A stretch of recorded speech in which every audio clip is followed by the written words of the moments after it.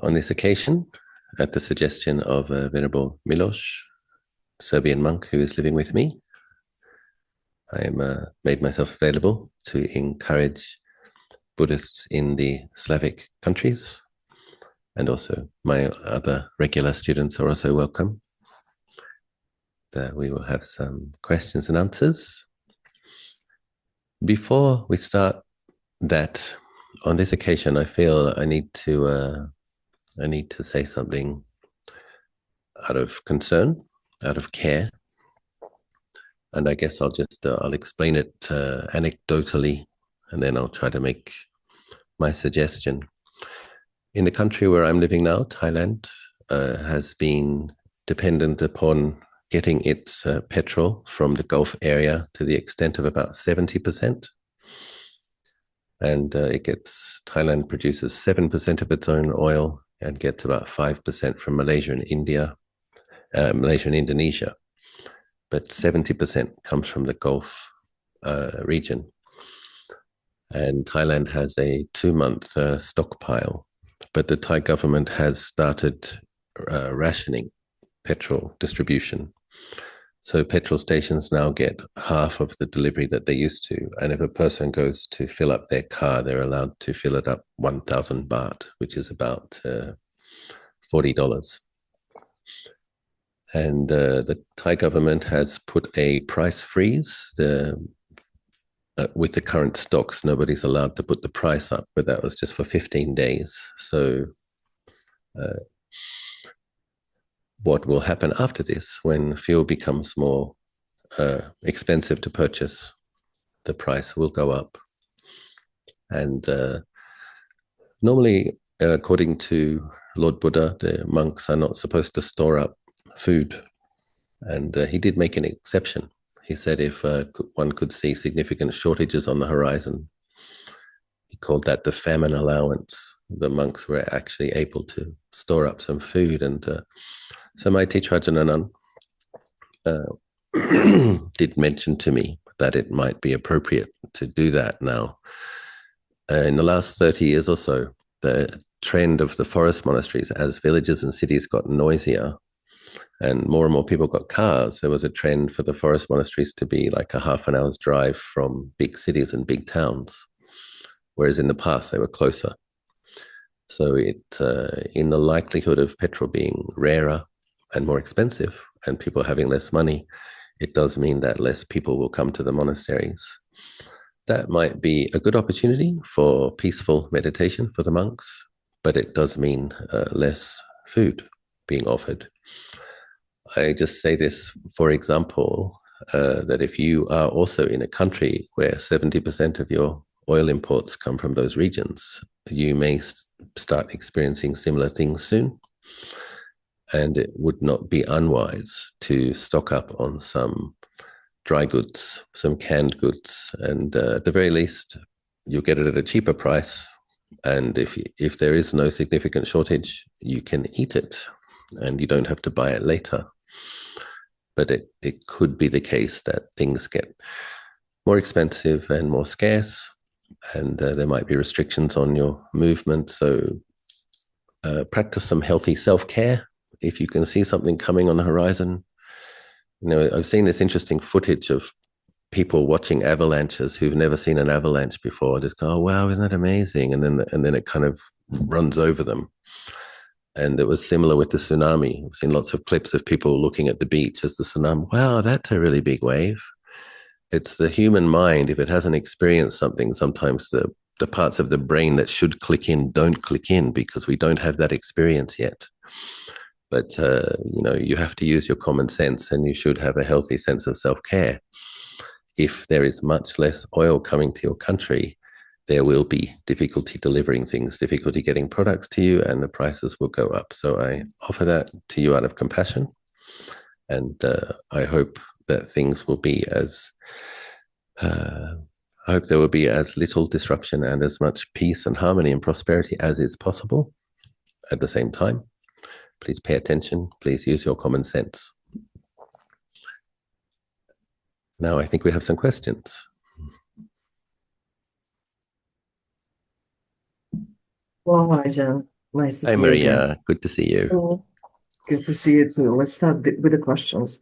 Dear Ajahn, do you notice that strong self-criticism can be an obstacle to spiritual progress? Thank you. It definitely is. Strong self-criticism is an obstacle to spiritual practice. So often in Theravada Buddhism, Lord Buddha, he gave us many wonderful pithy lists that help us understand our mind, what affects our mind, and what is a wholesome quality and what is a negative quality. And so we have the 5 hindrances. The first hindrance is craving for, a sensual desire. The second hindrance, craving not for, can also be anger, ill will, and hatred. So excessive self-criticism is actually the second hindrance, and it's being aimed inwardly. So it's kind of like ill will aimed at the self. And so this is a hindrance to peaceful mind states, and it will obstruct the arising of pleasant qualities such as rapture, tranquility, and serenity if we don't see it for what it is. And so it's I recommend, Ajahn Anan recommends, the Buddha recommends that we all cultivate loving kindness in a disciplined way, because when we get the familiarity with holding a feeling of goodwill, kindness, friendliness in the heart area, if we do it frequently enough, often enough, that becomes kind of a background baseline experience of how you are. You have goodwill for yourself, and you wish yourself and others well. When you have that as a kind of a baseline that you've established, you will notice the quality of the energy if it comes in, if it has some hostility, if it has some harshness. And in modern society, and I would think particularly uh, Westerners, Europeans, North Americans, Australians, we have grown up in a culture where critiquing things has been, you know, uh, kind of celebrated, tolerated, encouraged, and everybody's a critic, right? Critic the movie, the latest computer game, the restaurant, and in this age where everyone gives everything a review. You know, you review the restaurant, you review you're looking at booking.com, you're going to go somewhere, you read everybody's critique. And so everywhere you go, people have got some positive things and some negative things to say. And so this does kind of train us to be somewhat critical. And the problem with that is when you do it on the outside, you will do it on the inside. It's what goes out comes in as well. What habits you make karma with, that becomes your habit. And at the same time, we do need to have uh, discernment about what is wholesome and unwholesome, what is a wholesome personality quality that we have and a negative quality that we have. We need to be able to be truthful about our faults. And we need to be able to take responsibility for that. But when we notice a fault, we don't add extra ill will. There's already a problem. We don't multiply the problem by adding more bad energy. You don't have to scold yourself. You don't have to notice your fault with anger or hatred. You simply notice it. And then if you've established a sense of healthy self-care, you abandon it because you wish yourself well. And that kind of foundation of well-being that comes from having loving kindness for oneself, it does, Lord Buddha does say in the 11 Benefits of Loving Kindness Sutta, for those who cultivate loving kindness, they fall asleep easily, they don't have bad dreams, and also that their mind becomes peaceful easily. So most of us want to experience a mind that becomes peaceful easily. That's just a few of the benefits of metta. So the problem is people who have a heavy duty self-critical quality often don't like metta practice. So, and we have to force ourselves to do it even if we don't like it. And then what happens is if you're sincere, if you just decide, no, I am going to care, we need to understand that if we're going to care for others around us, friends, family, partners, associates, we do need to have a certain amount of loving kindness in our own minds in order to have a reservoir that we can draw from and radiate outwards. If you don't have it for yourself, that's going to limit how much you have for others as well. So we really do just need to do it until we understand that it actually feels pleasant. Lord Buddha described these as a divine abiding, a pleasant abiding in here and now, a Brahma Vihara. But it doesn't feel like that in the beginning necessarily. It can feel like a chore, you can have resistance, you can have aversion to the thought of kindness. If you have aversion to the thought of kindness, then you need to knuckle down and do a lot of it. And yeah, I think one way to get it kind of flowing is you can just ask yourself when you come to meditate, okay, Ajahn says I should do some metta. Should I? Oh, I don't feel like it. Well, then you can just ask yourself, what's your experience in your heart now? Ask yourself, is there some suffering there? Does this being suffer? Normally there is, if we're truthful. Normally there's one of the 5 hindrances, and each of these hindrances have some unpleasant feelings associated with them. If we're fully caught in the hindrance, we won't notice the feeling. There'll be the content of the mind, why we crave something, why we have aversion to something, or lost in our doubts or our anxiety, our restlessness. But if you can notice the feeling, the felt experience in the heart area, there's some pain there, some unsatisfactoriness. And if we train ourselves to notice that, and then you can ask yourself, okay, can I open to this with kindness? Can I offer some friendliness to this experience? Can I be tender? Can I give a blessing to this being? And then it's like the ice will melt, the clenched fist will soften. And it can take some time, but the intention and making the effort is powerful. And it does happen. I had a lot of difficulty cultivating loving kindness in the first couple of years of my monk's life. And I don't find it difficult at all now. And I enjoy metta practice a lot. So.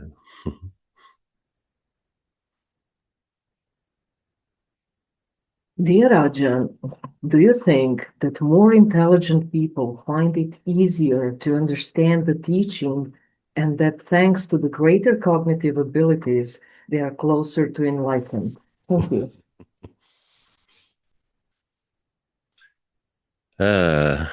Probably not, unfortunately. And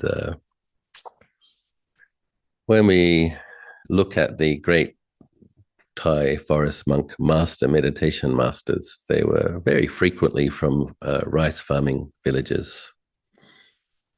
And I think their ability to just stick to a task in a plodding and determined way with faith is a large reason why they got the great results that they did. And also, but they would listen to their teacher, they had faith in their teacher, and they did what he told them to do. So being faith types.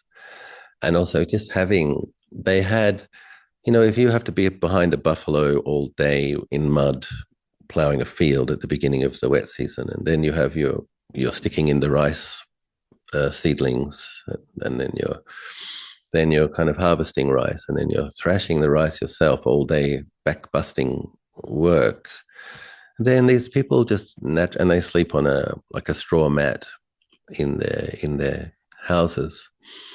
These people were used to harsh conditions. That was the backdrop of their life. It wasn't especially harsh for them. It was just life.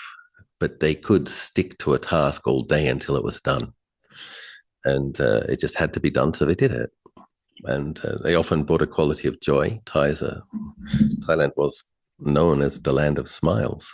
People were able to bring joy to their work, even though it was hard. So, yeah, it has, not being especially intellectual has some benefits if a person has a good teacher and if a person has faith in that teacher. Now, of course, wise discernment and intelligence is beneficial if we know how to use it. So, and of course, there's different nikayas that will put a different emphasis. And so in Thailand, we have the city monks, the study monks, and many of them study the whole Sutta Pitaka, 84,000 Dhamma verses, and the Abhidhamma, the Vinaya, everything. And I know a monk friend of mine who gave himself a stomach ulcer studying all of this until he got the highest level. And So when it comes time for these people to give the Dhamma teachings, yeah, they have a lot of resources to draw from. They have a lot of analogies, a lot of metaphors. They can remember relevant suttas. They become a resource. They can help people with their knowledge. But the greatest practitioners, the ones that seem to be able to liberate their mind, don't seem to come from that tradition, as far as I can tell. And yeah, we do have, in the modern era of masters in Thailand, people did have a university education and several masters, but they didn't, once they were meditating with Luang Por Cha, Luang Por Pia Kajanan, Luang Por Liam, Ajahn Tan, they pretty much put the books away at his encouragement, and he told them to read their mind, not and to put the books away. If a person, the issue though is if a person does have a lot of wisdom faculty, they might not have a choice. It's like if people do have different character types. And so if a person's character type is the character type of an intellectual, an academic, then that person needs to learn how to use their wise thinking. So it's okay to do reflective meditations. And for example, so if you think a lot and you like to think wisely, then you can, as a meditation, remember your favorite sutra on a particular theme. And then you pick up that theme, and then you try to keep your reflection within the parameters of that theme, be that death, awareness of impermanence and death, or be that the elements of the body or the body parts, the ways that one might die, things to be grateful for. You can pick up a contemplative theme and then stay in the train of that theme, and that can lead the mind to very peaceful mind states. That's the wisdom generating concentration approach. So yes, if a person if a person is very intelligent, it tends to come with some pride, a bit of conceit. And that's a difficult thing for them to go beyond, because after all, they do know more. And a very educated, intelligent person might know more than their teachers. And then, yeah, it's easy to be proud of that. But can they, one needs to know how to humble oneself. It's like, okay, you might know more than your teacher, but can you make your mind peaceful yet? Okay, you might know more than your teacher, but are you kind? Are you patient? Are you willing to answer someone's doubts, the same question again and again and again? And so there are different types of strengths that different characters have. But yes, it's good to learn how to use one's wise discernment. And some people become really great translators. That's a skillful thing to do. Then you're using your intelligence and then while you're doing your translation work, you're considering the meaning of the text or the Dhamma talk that you're translating. That's a skillful way to use your intelligence, which is a gift to others. So yes, in my experience, it's not the smartest people that get the best results in general, unfortunately.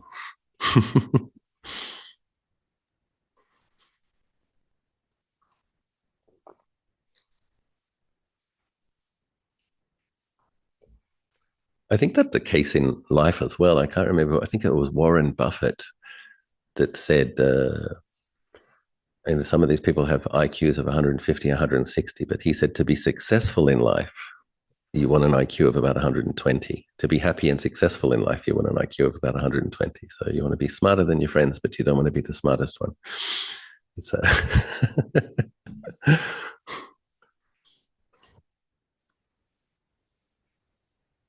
Dear Ajahn, we are witnessing extremely rapid development of AI and digital technologies. Is it possible to imagine a future that might bring forms of existence in which consciousness could exist independently of the body? In such a case, how meaningful would teachings like Buddhism be? Still, thank you. So I think what this person might be alluding to is like what Elon Musk talks about, the Neuralink, that if people have a chip in their brain and they can connect to the quantum computing and the AI all the time. Now, the thing is, that person's consciousness is still in their body. So something external may be affecting that consciousness, but their consciousness is in their body. And this is, I think, a real danger for how important is Buddhism. I think if you want to liberate yourself from suffering, Buddhism is important. And I do think that this kind of technology would be a huge impediment to being able to do that, because a large thing that makes your mindfulness strong and clear is being present in your body, aware of your feelings and mind states, etc. But if a person is constantly abstracting and being fascinated, and entertained, or informed, I don't think the quality of mindfulness is going to be very good. So there are dangers. And now, if the AI itself becomes sentient, this is another thing this person might be alluding to. It's very interesting that the Dalai Lama, I think I was attending his teachings about 15 years ago, and the Dalai Lama had these mind and life conferences where they did have discussion groups with quantum physicists and psychologists, psychiatrists, scientists, etc. And he was talking about, on one occasion, he was talking about some discussions he had, and he said the scientists are like trying to create consciousness. They think that if they can get the computer to a certain point, they might understand consciousness and they might be able to create it. And then the Dalai Lama said, what's more likely the case is if they develop something to a certain point where consciousness could inhabit it, consciousness from outside will come and be born into it. And the scientists looking from the scientific perspective will be thinking, we created consciousness. And the Dalai Lama was saying, much more likely something came and incarnated into whatever it is that they're creating. And that's a bit scary because we don't know where that may have came from. So if it's a deity coming from a benevolent realm that wishes humans well, that might be a good thing. If it's something that's crawling up from the abyss that has been wanting power over humanity for eons, that might be a bit scary. And in general, I would prefer it if people were careful with these things and not create something that they don't themselves understand fully. There are obviously risks involved, but it seems like with the amount of money being invested, we will get to experience whatever becomes of this. We will probably witness it. But for myself, if the option comes to put in the chip in my brain and connect to the satellites and the AI and the quantum computing, I would not accept that in my body. And I guess that'll be a personal choice people have to make. So yes, consciousness is in your body. You have eye consciousness, ear consciousness, nose consciousness, tongue consciousness, body consciousness, and mind consciousness. 6 types of consciousness. And it's interesting to consider Buddhist cosmology because there are Brahma Devas who are mind only but don't have a body. It's just an interesting thing to understand. Like it's possible to be conscious, and if the mind has vast and powerful samadhi, and not have a coarse body. So I could imagine some kind of a mind incarnating into a computer at a certain point if it was a suitable vehicle for that being to play out its karma and create fresh new karma. But your consciousness will still be your consciousness. Now the question is, can you be possessed by other things? I think there's anecdotal evidence that suggests you can. So a whole lot of Catholic priests who perform exorcisms. So is it possible that entities inhabit AI and robots and that their mind could have some influence on your mind? Yeah, it's possible. And proceed with caution. I prefer to have my device separate to my body. And normally I don't have my ringer or my notifications on. I don't know if somebody's calling me or if somebody's messaged me. I don't like sending my mind out to the device all the time when I'm not using it. And then when it's time to check if my messages, then I'll see if I got messages and then I'll answer to the messages. So I'm still trying to use it, not be used by it. And I would recommend other people have healthy boundaries with these things, if you can.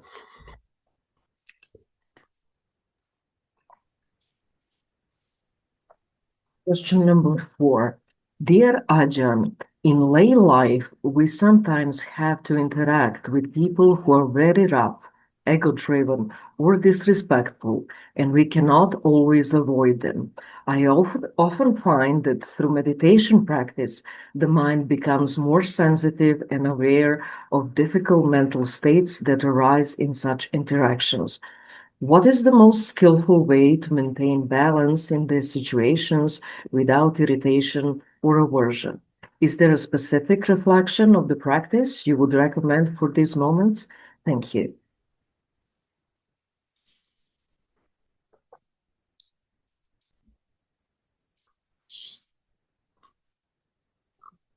If it's somebody that you have to come in touch with,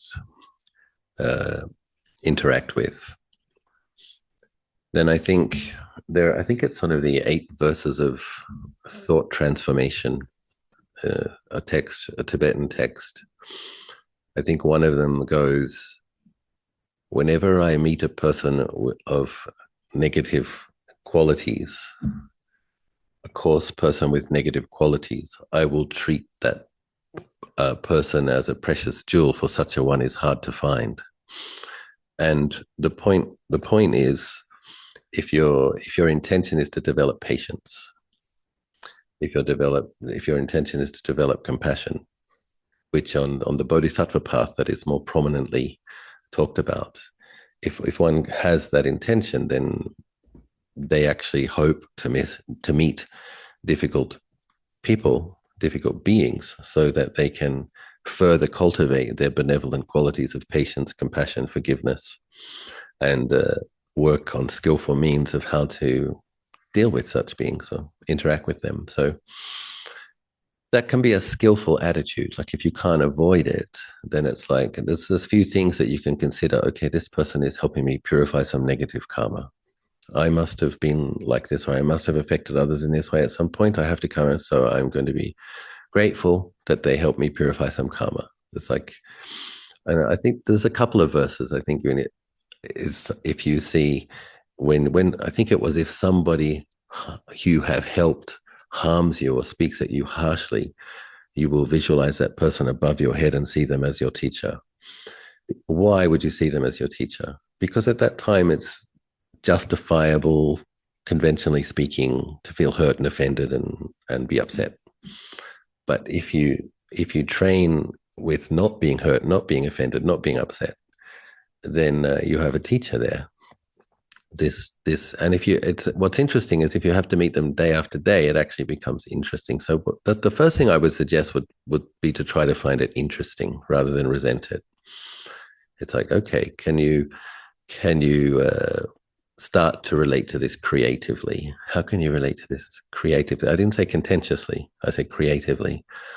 In terms of yourself, how can you prime your mind before the meeting that person? And yeah, like you come in, they might scold you and say, "Oh, good to see you too," and don't bite.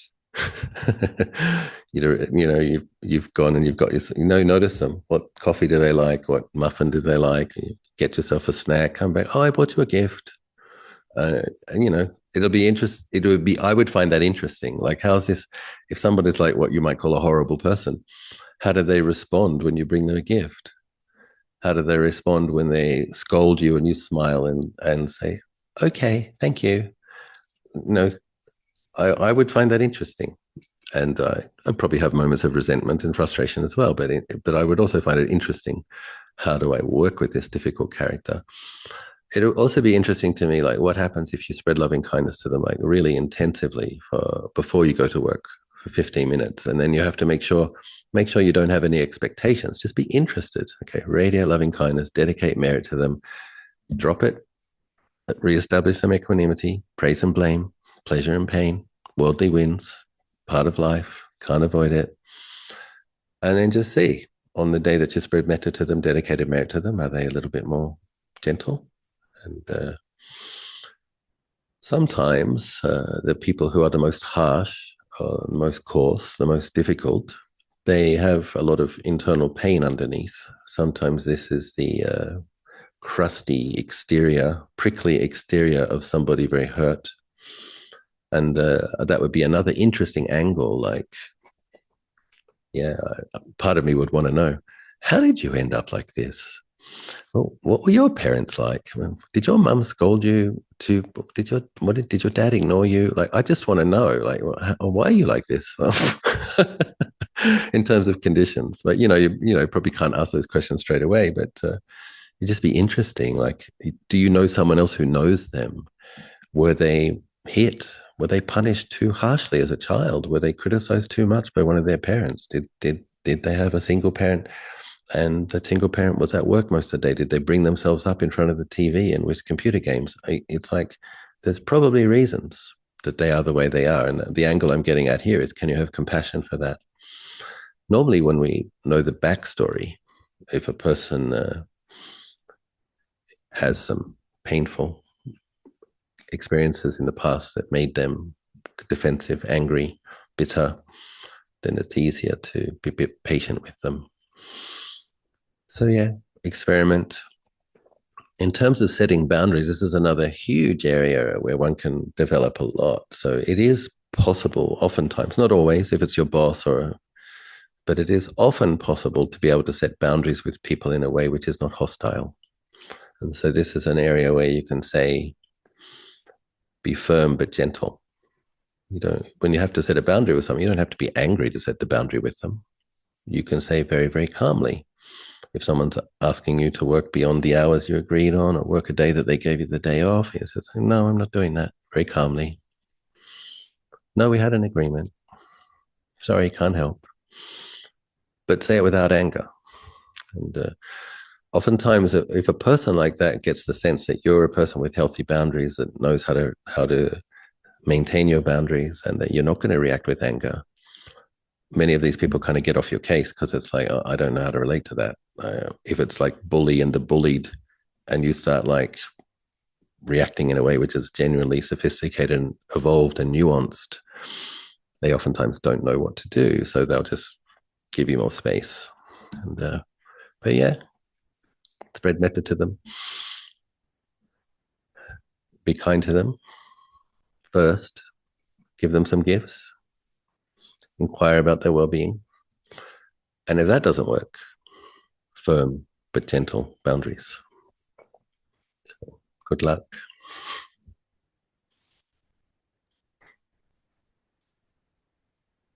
It's not just lay people that meet difficult characters, by the way.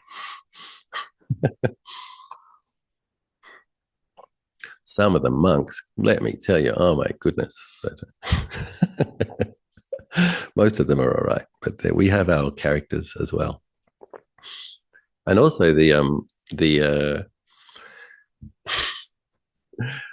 gosh, once I became an abbot, I used to think most Thai people were sweet, right? And probably most Thai people are sweet, but once I became an abbot, I met some not very sweet ones. And it was quite eye-opening exercise. The world is the world, full of worldly beings. And some devas. Question number 5. Dear Ajahn, does it make sense to consider first ordination if you're over 50 years old? Thank you. Does it make sense to consider ordination if you are over 50? So really a large factor in this is the quality of a person's health. And different people have different karma, so some people age faster than others. If you lived a really wild life, burnt the candle at both ends in your youth, you may have aged faster than others. Also, if you had really stressful work and you didn't do yoga and you didn't relax and you're all kind of tight and in knots. So being a monk, you have to sit on the floor a lot. You don't get a nice soft mattress. You don't get to have dinner. So there's hardship, and you want to be in good physical shape. But if someone has taken care of themselves, or if they just have the kind of karma where they seem to be in pretty good shape, even though they're in their 50s, I think it's okay to consider it. In general, if you have some resources, I do think the 8-precept option is a good option.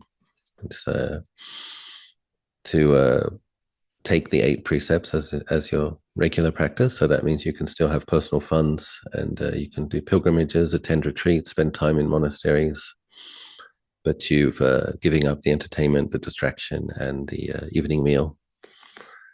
Commit to a morning and evening puja and practice, etc. So I do know lay people who are very disciplined. I know in a nearby city, I know one lady who sits 20 hours a week, one man who sits 30 hours a week, and they keep the 8 precepts all the time, even though they're business people, and they frequently go on pilgrimages, etc.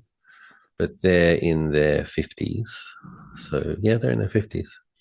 So because they had many staff, some duties, they're kind of semi-retired, and the extra time that they got from scaling down their business and being semi-retired, they put that into practice.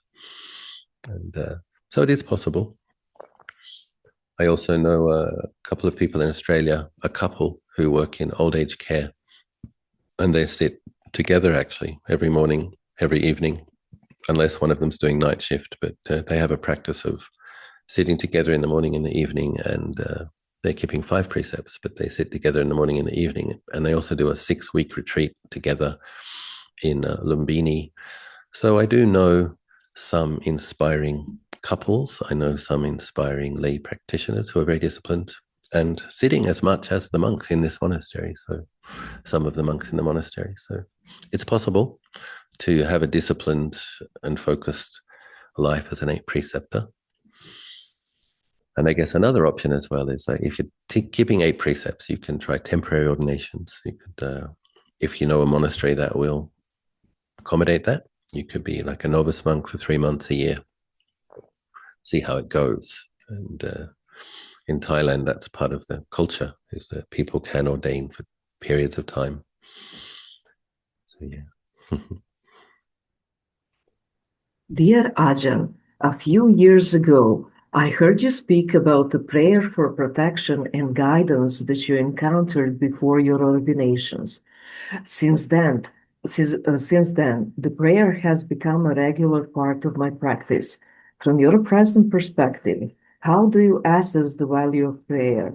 What guidance would you offer to someone who continues such a practice? Also, how does the practice of prayer influence the heart? And are there any potential dangers or pitfalls that one should be mindful of when engaging in it? Thank you. Very interesting question. So yes, I did, before I was a practicing Buddhist, I did meet a prayer in a New Age book as a 18-year-old.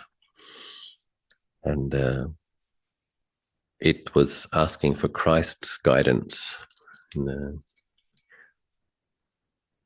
And I do feel, I'll recite the prayer, I guess I can still remember it.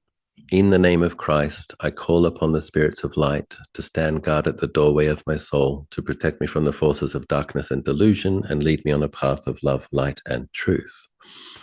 The reason I remember that prayer is I did do it every day for about 4 years. And I do think that I got some guidance. I do think I got some guidance, and I didn't particularly resonate with Jesus Christ or Christianity. I hadn't been allowed to go to church, actually. My parents didn't allow me to go to church, so I didn't establish much affinity or have much understanding. But I liked the request. Yeah. Stand guard at the doorway, protect me from the forces of darkness, and I think it was, protect me from the forces of darkness and deception, and lead me on a path of love, light, and truth. So I was into love, light, and truth. I've always been a very truthful person, much to my parents and teachers and siblings and friends' frustration sometimes. I can't keep secrets, I'm warning you. And and if somebody said something, they said it, and I won't repeat it. But that's just the way I am. So yes, that prayer was helpful to me. But once I found Buddhist practice, I had this experience in the 10-day retreat that I did, that I'd found it when I heard the for Noble Truths and the Eightfold Path was explained, then I felt, well, this is the path of love, light, and truth. And this path of Dana, Sila, Bhavana, which the Eightfold Path is abbreviated as, this generosity, ethics, this is the path of love, light, and truth. No lying. And so I didn't continue with that prayer. But I do have a prayer life. And I guess my prayer life now would be more directed to what I would call celestial bodhisattvas or Sakadeva Raja. So I think it comes down to a person's character type. Faith types can have a devotional side to them, and devotional practices can be very helpful for leading the mind into bright, uplifted, joyful states. So it's one of those things. A person either believes celestial bodhisattvas are real, and most Theravadins believe in Maitreya at least.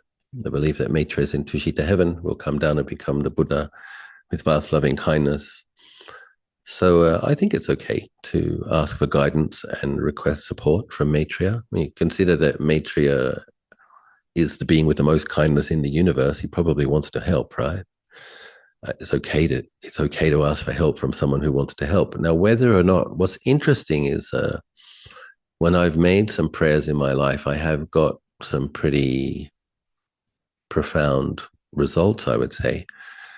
But this is an interesting subject. Like one person's prayer and another person's prayer, not everybody will get the same results. I'm not trying to be vain or proud here. I'm just talking about whether or not a deity or a deva can help you is also dependent on your merit, and it's dependent upon how much obstructive karma you may have cultivated. So I'm assuming, because oftentimes my prayers have been answered, that there was a certain amount of merit that had been accumulated in the past, that when I asked for help, I was able to receive it. Doesn't mean you shouldn't ask for help. I think it's fine to ask for help, and I hope you receive it. But how much help you get, this is dependent upon how many people you've helped, realistically, and how many beings you've helped, and how many beings you've refrained from harming. The Dalai Lama, in this subject, I find it useful to refer to the Dalai Lama because the Dalai Lama explained that there are two types of deities in the world. He said there are worldly deities, and then there are transcendent deities. So a worldly deity might be a Brahmadeva who has a retinue, and maybe he wants a retinue, he wants followers. There may be some vanity there. And a transcendent deity is a bodhisattva who has made the choice to stay in the conditioned realm for longer, with the only intention being to shepherd others towards liberation. That's their whole purpose for staying, is to lead others to the transcendent state. So in terms of are there any dangers? Yeah, I think who you pray to is important, because there are deities with right view, and there are deities that do not yet have right view. There are deities who are modest and humble, despite their vast capacities and abilities. They have working understanding of emptiness and insight into not self. And then there are deities that will have a big ego, essentially. So we need to be careful who we pray for, what we pray to, and what we ask, because you're making a karmic connection when you pray and ask for a being's blessings, particularly if you do it every day. So then I think it's Sakadeva Raja, king of the devas, is good, believed to be a Sri Mantra. So he's an Arya Deva, established in enlightenment. That's safe. Maitreya Bodhisattva, future Buddha, safe. Then if you have some faith in other bodhisattvas mentioned in the Mahayana, a lot of my ethnically Chinese students in Malaysia, Thailand, Indonesia do, because they grew up with Kuan Yin and other Manjushri, etc., in their temples, on their shrines. They feel an intuitive connection. So yeah, depending on who or what you have faith in. But any of those, I would say, famous bodhisattvas are probably a fair bet. Lord Buddha did caution us not to kind of put too much importance on omens and dreams. And at the same time, he didn't say ignore them and give them no importance. So middle way. And apparently there are devas that hang around the famous Buddhist shrines, devas who want to make merit by helping humans to make merit. They're apparently like tag teams of devas that hang around famous shrines listening. And if you want to do something good, if they're capable of helping you, then they get some merit as well, and you get helped. So sometimes the devas want to help and they don't know what you want, actually. You might be suffering, you might be confused, you might be frustrated, and the deva might know you, might want to help you, but you haven't told them what you need yet. So sometimes getting clear about the kind of help you would like and asking for it, that can open doors sometimes. And I remember once, interesting story, I like to make it a little bit personal sometimes to give some evidence in a way of how these things might work. So I went to meditate before going to Bodh Gaya. I would always try to pay respects at the Emerald Buddha Temple before going to India. And it's just a personal preference of mine. I feel that India is a lovely place to visit. It wouldn't be my preference to live there. So I always ask, may I travel in safety and may I also return in safety? That's because I like my home in Thailand. And so I go to meditate at the Emerald Buddha and I ask, Lord Buddha, may I travel to and from India in safety? I may have good health so I can do a lot of meditation. And then I went to another temple to meditate, the Wat Rakhang, which is on the Chao Phraya River in Bangkok. After our meditation in Wat Rakhang, a lady stopped us at the door and she was quite, what's the word? Like a interrogation almost. She's like, who are you? What monastery do you ordain in? Where'd you come from? How many panthas are you? What are you doing here? She was an interesting character. And then I patiently explained, I'm going to India tomorrow, Bodh Gaya. I always come and ask for blessings before traveling. She said, okay. She says, I'm a stewardess on Thai Airlines and I'm not on that flight, but I might have a friend who is. Now, interestingly enough, that night, I just thought, I want to offer really nice flowers to the Bodhi tree and the Vajrasana and the Buddha Metta statue, because we get lots of flowers in India, but they often don't have a very nice fragrance. And I'm like, but I want to offer something really fragrant because I want to offer the colors, the freshness, the fragrance. And so some friends took me to the Bangkok flower market, that's quite a scene. That's an awesome place, by the way. I recommend going if you get the chance. Mountains of flowers, avalanches of flowers. And so I got arms full of flowers. Now, the problem was I had my carry-on bag, my checked-in luggage, and I had armfuls of flowers. And I'm like, what am I going to do with these flowers? Because I'm in economy, right? And it's like, you only get so much space to look and whatever. So on this occasion, I stepped onto the plane and the bursar, he came and he says, welcome, Venerable. May I take those flowers? And he took them off me and he put them in the cloak cabinet. And then he pointed for us, myself and my friend, to sit in business class. And it turned out that lady had called her friend, the bursar, and found out if there were empty business class seats and told him that there would be 2 monks coming to Bodh Gaya. And we got a free upgrade and we got to get our flowers taken care of. And it wasn't a problem. Everything was quite smooth. So I would assume that the devas at the Emerald Buddha had arranged, she's a person with faith, and having faith probably makes you receptive to some intuitive prompting. So she happened to be at the same temple as us, and she asked us what we were doing. And behind the scenes, she arranged for us to be able to get our flower offering to Bodh Gaya safely. And we were able to make that fabulous offering. And I'm grateful to that lady and to the devas who helped behind the scenes. So yeah, I think asking for help sometimes is helpful. And then you have to remember to share merit with the devas who helped you. Any devas that helped me, I share merit with you too. So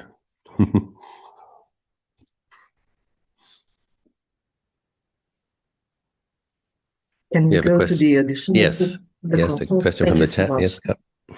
Yeah, thank you. The first question, in the last month and a half, we were having a series of talks on 10 paramis. Could you please explain, is there a particular paramī that you consider especially important for modern practitioner and why? Yes, Cup. Well,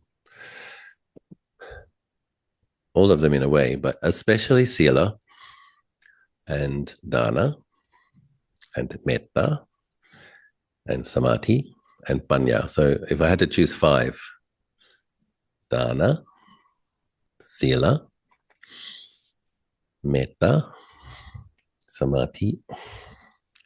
But you also need to be patient and determined. We need them all, don't we? And we need to be equanimous with our, yeah. Being generous is important because the self-view, which is contracted, will stay contracted unless it learns to relinquish. And so we have to dissolve our contracted edges by learning to relinquish things. And it has a direct correlation to letting go of hindrances. So people come and they sit and they've got a hindrance and they want to let go of it, but they can't let go of it. And there is actually a link between how generous you've been, how generous you're capable of being, and whether or not you can let go of your hindrance. There's a link to this capacity to relinquish things, to give things up. If you have been generous, you can remember the things that you've done, and then that cheers you up. If you're going through a difficult mind state, you can remember you gave this, you gave that, you gave that, and then you feel good about that. That's Chaganusati. So dana is very helpful and very important and central to, and Lord Buddha describes it as the foundation. So we need that. And in times where inflation is going up faster than wages, I'm aware of this. Most people, in a time where food inflation for scarcity might be around the corner, people might not feel that they have a lot to give at this moment, but then there are other things we can give. So lending an ear to someone who's struggling, giving some advice, offering a service, visiting an old lady, helping her clean her house, or mow somebody's lawn. There are other ways to be generous, but we need to be. So even the monks, and so agreeing to teach people, encourage people, regular sharing of Dhamma is one of the ways we are generous. And metta, because as I said, we were kind of brought up to be critical, and many of us do have this fault-finding and withholding of kindness towards ourselves tendency. So we need to establish a healthy, kind of a true humanity, which becomes the Luang Por Nan talks about a manusa deva, human body with a deva's mind. So the devas have metta, they have patience, they have forgiveness, and we want to become like devas. I once asked Ajahn Achalo, can the devas become enlightened? Because some people say devas want to be born as human beings because human beings become enlightened. And I said, well, can the devas become enlightened? And Ajahn Achalo said, only devas become enlightened. I'm like, what do you mean, Luang Por? He says, well, anyone who becomes enlightened in that the moment before their enlightenment, they had a mind like a deva.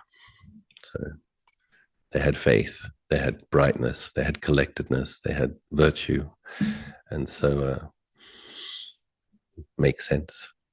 So the metta supports the, especially I would say we're living in frightening times, scary times. And so being able to hold loving kindness in your heart will help you manage your anxiety. At the very least, you can kind of have loving kindness for yourself. And it creates merit. It's a different way of creating merit, and that merit is protective. And merit that comes from cultivating metta, probably it does, as Lord Buddha explains, help you incline your mind to peaceful states more quickly, more easily. So everybody wants that. So we need the metta. Sila, I mean, many modern people tend to go in reverse there because of their wisdom and their discernment. They'll start meditating, and then it's through meditating, and they're not quite sure about the sila. That sounds like holier than thou, oppressive, judgmental ideas of morality. I don't need that. And then when you meditate more and more, you see the consequences of your own mind when you break a precept. And then so people kind of go in reverse and say, hey, it looks like Buddha actually did know what he was talking about. My mindfulness was better before I got drunk. And, we have to see that. And then also the generosity thing is like, how come I'm putting all this effort, but it's still not, it's like, a sense I have is like you can get to the gates of the deathless. Like the Buddha described what he'd realized as the deathless. And he said the gates of the deathless are open for those who have faith. But you can get to the gates of the deathless by knowing the right methods, having the right wisdom, and you can get there. But I believe you also need a potent force behind you to push you through the doors. Otherwise, you'll be kneeling at the doors of the deathless and they don't open. You need to have a certain amount of merit to kick you through, to blast you through, like a rocket. You can know the method, you can have the wisdom, you can put in all the practice, and you're waiting for those doors to open, and they don't open. I actually know some monks who've put enormous effort into practice and retreats, and they almost became a stream enterer, but it didn't happen. And I asked my teacher, why didn't it happen? He says, well, that monk has neglected his generosity towards the Sangha. He's not very generous towards the community. Actually, he's quite selfish. So, interesting. So, yeah, we need the dana, we need the metta, we need the sila. The other thing about sila is freedom from remorse. So it's like a lot of people have to do a lot of practice and then they'll notice that actually you don't feel good about it. Because the clever mind, this is the thing, do extra intelligent people understand the teachings more quickly? Actually, really intelligent people can find ways to justify anything they want to do. That's a danger. An intelligent excuse, intelligent justification.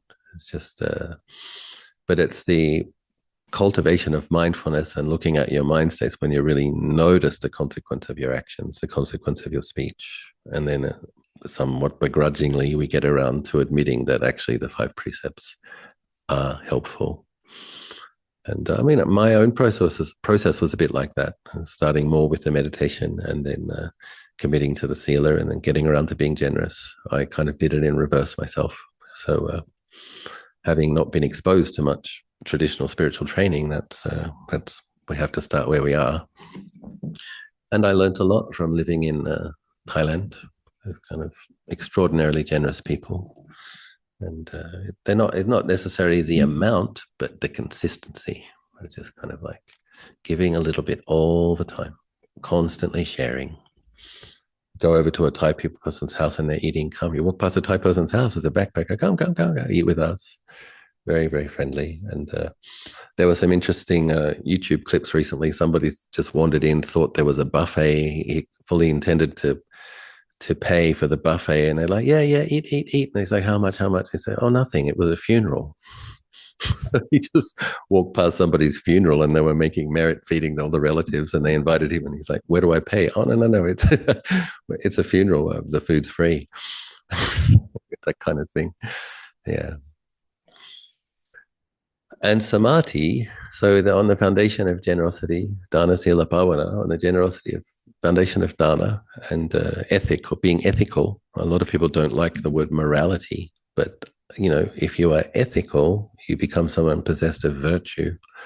That's your foundation for actual samadhi to blossom in the mind.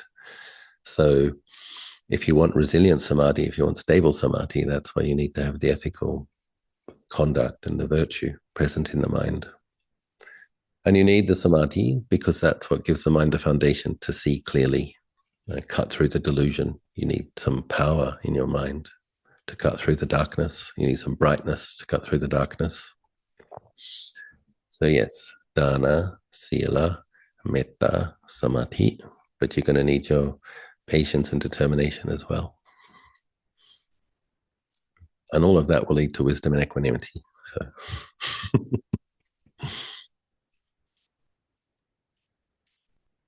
Hey, Ajahn, can I go to the last question for today? Yes, last question, Cup.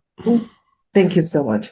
In a world full of constant distraction and information overload, how can a practitioner maintain depth of practice? Yeah. So I do give this advice very consistently when I teach in Singapore, Malaysia, Australia, and teach online, we need to set healthy boundaries with our devices.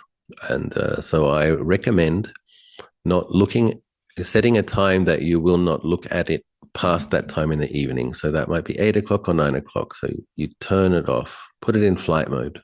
Just put it in flight mode. You're making some time for your inner journey, making some time to stop sending the mind outwards into the world. So you put it in flight mode, or you just put it down and you don't look at it. Go to bed earlier. So if you're not, and there's a lot of this research of the white light that comes from the phones and the devices tells your brains that it's daytime, so you don't feel tired, so you stay up very late.